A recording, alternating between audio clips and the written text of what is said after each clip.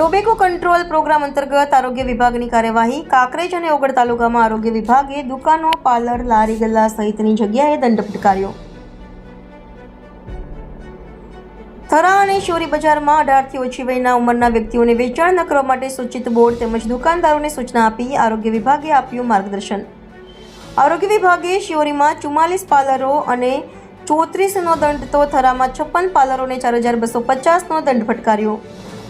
આરોગ્ય વિભાગે ટોટલ 100 પાર્લરો પાસેથી ₹7,650નો દંડ વસૂલ્યો. આરોગ્ય વિભાગે કોટપા 2003 એક મુજબ કાર્યવાહી હાથ ધરી.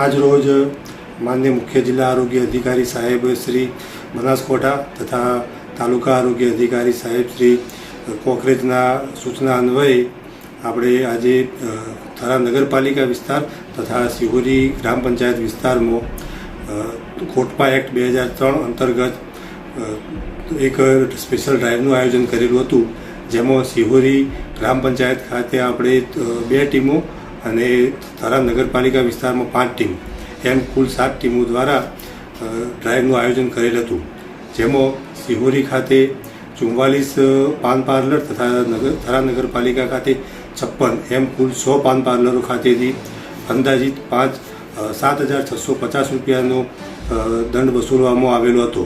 તથા જો આ આદેશનું પાલન નહીં કરવામાં આવે તો ભવિષ્યમાં વધુ શિક્ષાત્મક કાર્યવાહી કરવામાં આવશે, જે અંગે તમામ પાન પાર્લરોને જાણ કરવામાં આવેલી હતી.